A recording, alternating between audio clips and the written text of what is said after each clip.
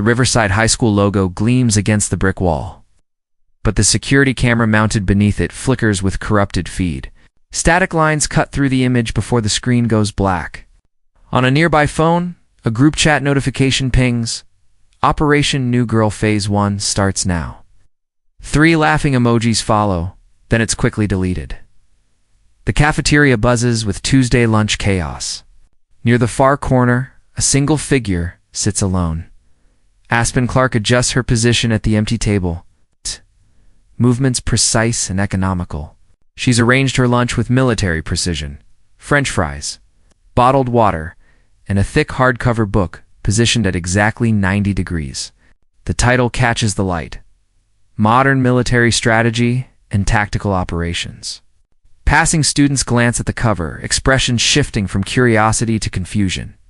Aspen seems oblivious, methodically eating while her eyes scan the dense text. Her appearance suggests vulnerability.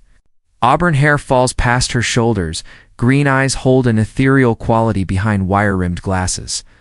She's dressed simply in dark jeans and a fitted navy sweater. But subtle details tell a different story. Perfect posture. Squared shoulders, eyes occasionally sweeping the room in calculated arcs, controlled precision in her movements. Habits ingrained through years of discipline. 3 tables away, Braxton Steele holds court. At 18, he commands attention effortlessly. 6 feet tall with broad shoulders of a basketball star, confident smile from never doubting his social hierarchy. His Letterman jacket hangs casually, dark hair styled with effortless perfection. See the new girl? Braxton nods toward Aspen. 3 days and she hasn't talked to anyone unless they ask her a direct question. Tyler Nash follows his gaze. Maybe she's just shy. Time. Braxton's laugh carries a sharp edge. This is Riverside High, not a therapy session. You either fit in or you don't. He stands. Besides, Madison keeps looking over there. I can't have my ex thinking some random bookworm is more interesting than us. Just leave her alone, Jake Morrison suggests. She's not bothering anyone. It's exactly the problem. She thinks she can just sit there, ignore everyone like she's better than us. Braxton adjusts his jacket. Someone needs to welcome her properly. Indy Morgan sits with her laptop, ostensibly doing homework but monitoring social dynamics. She discreetly opens her camera app, positioning it to capture both tables. Aspen continues reading, but peripheral vision tracks Braxton's movements. She notices when he stands, when his voice changes, when friends lean closer. Patterns she learned to recognize long before Riverside High.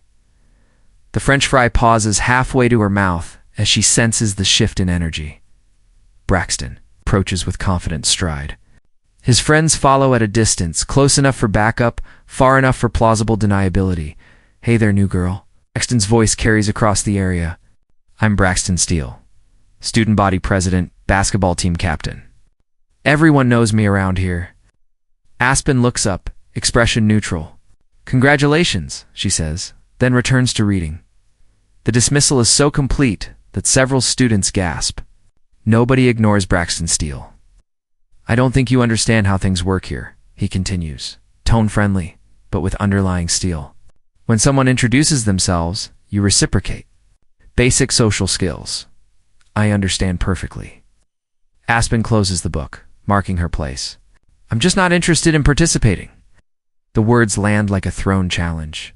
Tyler and Jake exchange glances. Not interested? Braxton laughs. You sit here alone every day reading your little army books and think you're too good for us. He taps the book cover. What is this? Modern military strategy? Are you planning to join the army? Girls don't usually go for the whole war thing. Aspen's hand moves almost imperceptibly between the book and his finger. Actually, I find military history fascinating. The strategies, the psychology of conflict, the way people reveal their true nature under pressure. Her voice remains calm. It's amazing how much you can learn about someone from how they choose their battles. Braxton pulls out the chair across from her and sits uninvited. Is that what you think this is? A battle? Because if you want to talk psychology and strategy, we should discuss your current position. New school, no friends, sitting alone reading about wars. Doesn't sound like a winning strategy. Aspen closes the book completely and sets it aside. She gives Braxton her full attention, posture shifting, shoulders squaring. You're right about one thing. I am new here, which means I don't know all the unwritten rules yet. Like apparently sitting alone and reading is considered a social offense serious enough to warrant intervention from the student body. Several students nearby chuckle. Just trying to be friendly. Braxton says, voice losing warmth. Help you understand how things work. But if you want to keep sitting here like some antisocial weirdo, that's your choice. Thank you for your concern, but I think I'll manage just fine. She reaches for her book again. Braxton leans forward, presence becoming aggressive. You know what I think? I think you're scared. All this tough talk about military strategy and choosing battles, but you're just another scared new kid hiding behind a book. Aspen's fingers tighten slightly on the book's edges. Fear can be useful. It keeps people alert, helps them recognize real threats. Her eyes meet his directly. But it shouldn't be confused with caution. Sometimes the smartest strategy is to wait and watch before making your move. The exchange draws a small crowd. Students at nearby tables have given up pretense of eating. Waiting and watching, Braxton repeats mockingly. Sounds pretty passive to me. See all these people? They're not hiding behind books. They're living their lives, making friends, actually participating. He trails off deliberately. Aspen's response comes quietly. I found that people who need to announce their importance usually aren't as important as they think they are. Several students inhale sharply. Excuse me. Braxton's face flushes, composure cracking. You heard me. Aspen stands slowly. At 5'5", she's considerably shorter. But something about how she carries herself makes the difference seem irrelevant. I've been here 3 days. I've already learned that you feel the need to introduce yourself by listing accomplishments. That tells me everything about your actual confidence level. The cafeteria grows quieter. Braxton stands, using his height aggressively. You have no idea who you're talking to. My father is the mayor. My family has been here for 3 generations. You're just some random girl who showed up last week. And you think that matters to me? Aspen's voice remains steady. You think your father's job or your family's history gives you the right to harass students who don't want to talk to you? The word harass hits like a physical blow. Harass. Braxton's laugh is sharp. I tried to be nice. I tried to help you fit in, but apparently you prefer to sit here alone and judge everyone. I prefer to choose my own company, and right now, I'm choosing to be alone. She sits back down and reopens her book with finality. Braxton isn't ready to let it end on her terms. Maybe you need a lesson in how things actually work around here. The threat is unmistakable. Several students pull out phones. Aspen looks up one more time. And maybe you need to learn that not everyone is impressed by empty threats from insecure teenagers. Braxton's face darkens, hands gripping the table edge hard enough to whiten knuckles. You want to see what happens to people who don't show proper respect? He asks, voice low and dangerous. He sweeps his arm across the table, sending her French fries flying. The container hits the floor with a sharp crack. The water bottle follows. Rolling away, the cafeteria erupts in gasps. Aspen stares at her scattered lunch for a long moment. When she looks up, something fundamental has changed in her expression. The mask of shy new student has slipped away. She stands with fluid grace, movement carrying controlled power. Pick it up, she says quietly. Braxton laughs uncertainly. What did you just say? I said, pick it up. You made the mess. Clean it up. The demand is so unexpected that the room holds its breath. Are you out of your mind? Do you have any idea what you're asking? I'm not asking. I'm telling you. Pick up what you knocked over, apologize, and walk away. This doesn't have to go any further. For a moment it seems Braxton might consider it. But with dozens watching, phones recording, backing down isn't an option. You know what your problem is? Nobody ever taught you to know your place. But don't worry, I'm about to fix that. He reaches out, intending to push her backward. As his hand moves toward her shoulder, Aspen's training kicks in. Her response is so fast, most observers miss the details. In one fluid motion, she catches his wrist with her left hand. steps slightly aside, and uses his momentum to guide him past her. Her right hand finds his shoulder. Suddenly, Braxton Steele finds himself face down on the cafeteria table with his arm twisted behind, his back in a perfect restraint hold. The sequence takes maybe 3 seconds. The sound echoes through the suddenly silent cafeteria like thunder. For a heartbeat, perfect silence. Every eye focuses on the impossible sight. Braxton Steele, untouchable golden boy, pinned by someone half his size. "Are you ready to pick up what you knocked over now?" Aspen asks, voice carrying clearly. Braxton struggles. "Get off me. Do you know who I am? Do you know what you've just done?" "I know exactly what I've done. I've stopped you from putting your hands on someone without permission. The question is whether you've learned anything from it." Phone cameras flash around the room. Tyler and Jake move forward. "Hey, let him go. This has gone far enough." Aspen's eyes flick toward them without loosening her grip. "It went far enough when he decided to put his hands on me. But since you're his friends, you can help him make the right choice. Convince him to apologize and clean up his mess, and this ends now." "Braxton, just say you're sorry," Jake urges, not apologizing to her. "She assaulted me. My father will have her expelled, arrested, destroyed." "Your father," Aspen repeats thoughtfully. "The mayor, right? And you think his position means you can do whatever you want to whoever you want." She adjusts her grip, and Braxton winces. "Here's what's actually going to happen. You're going to calm down. You're going to pick up what you knocked over. And you're going to learn that your daddy's job doesn't make you untouchable." The word daddy lands like a precision strike. Several students snicker. That's enough. Coach Reynolds pushes through the crowd. At 6'4" with broad shoulders, he commands immediate attention. "Miss Clark, please release him. Mr. Steele, you'll remain exactly where you are until I say otherwise." Aspen studies his face, then nods and steps back. Braxton tries to surge upward, but Coach Reynolds places a heavy hand on his shoulder. "I said, remain where you are. We're going to have a conversation about what just happened, and you're going to choose your words very carefully. Everyone, put your phones away," the coach commands. "This isn't entertainment." He turns to Indy.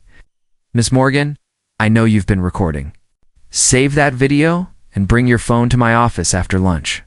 Don't post anything online until we've reviewed what happened.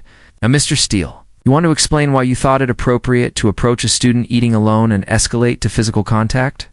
"She attacked me. Everyone saw it. She assaulted me for no reason. For no reason. So Miss Clark just decided to randomly attack you while you were minding your own business?" "I was trying to be friendly, welcoming her to school, and she went crazy." Several students make derisive sounds. "Miss Clark, I'd like your version of events." Aspen's response is measured. "Mr. Steele approached my table uninvited and began questioning my choice to eat alone. When I attempted to disengage, he became increasingly aggressive. He knocked my lunch to the floor deliberately, then reached out to put his hands on me. I defended myself using minimal necessary force." Coach Reynolds nods slowly. "Minimal necessary force. That was quite effective. Where did you learn it?" "My father served 8 years in special operations. He taught me that the best defense is to end a confrontation as quickly as possible without causing unnecessary harm." The revelation sends murmurs through watching students. Coach Reynolds actually smiles. "And your father would be Master Sergeant David Clark. Recently retired from Fort Bragg?" "I know. Master Sergeant Clark by reputation." "Good man. Served with distinction." He turns back to Braxton, expression hardening. "Which makes your decision to physically intimidate his daughter particularly poor judgment." Braxton's face pales. "I want to see the security footage. All of it. From the moment Mr. Steele approached Miss Clark's table until now." "The camera's been malfunctioning." Tyler interjects quickly. "It's been flickering all week." Coach Reynolds fixes him with a stare. "Mr. Nash, are you telling me you've been monitoring our security equipment and somehow know about technical difficulties that haven't been reported to administration?" Tyler's face goes white. Coach Reynolds pulls out his radio. "Security to the cafeteria? We need to review footage from cameras 7 and 12 covering the last 30 minutes. Also, check maintenance records for any reported malfunctions. Within minutes, security officers arrive with tablets. What they find changes everything. The backup system captured everything in crystal clarity. More importantly, the malfunctions have been happening systematically for 6 weeks. Always during lunch, always affecting cameras in areas where bullying incidents were reported. Sir, the lead security officer speaks quietly. These malfunctions have been happening systematically. Always during lunch periods, always affecting cameras where we've had bullying reports, and you think this is coordinated?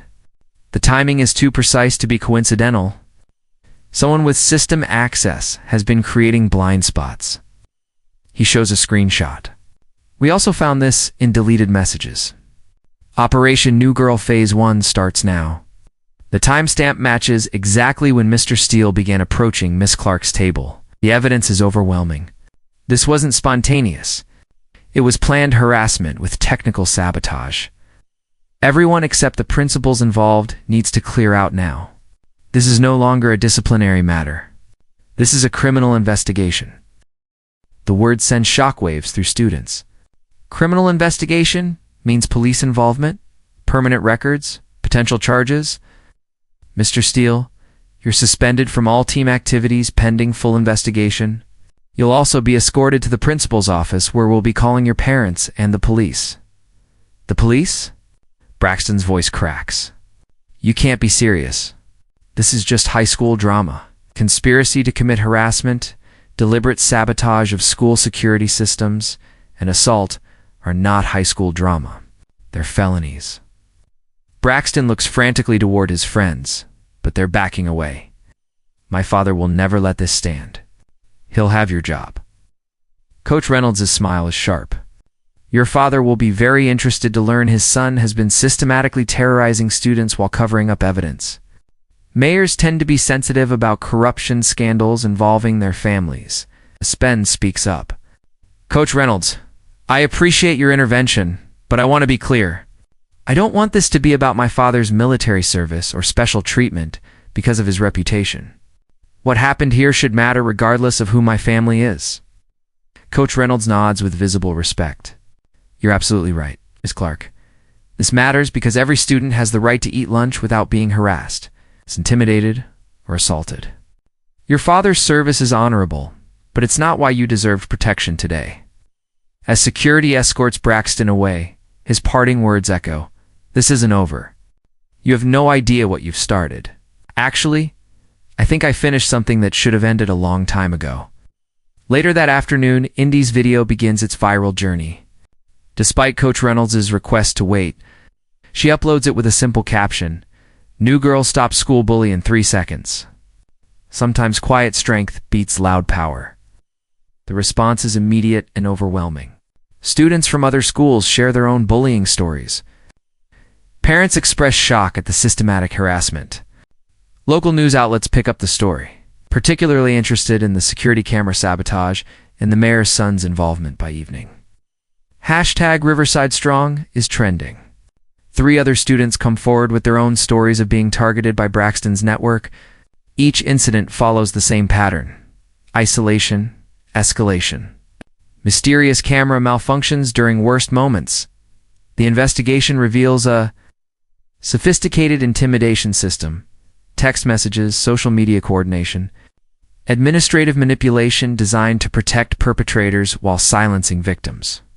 When Mayor Steele arrives for an emergency meeting, his political instincts calculate damage control. But the evidence is too extensive, too well documented, to public to make disappear. 3 days later, Aspen sits in the same cafeteria corner reading the same book. But now she's not alone.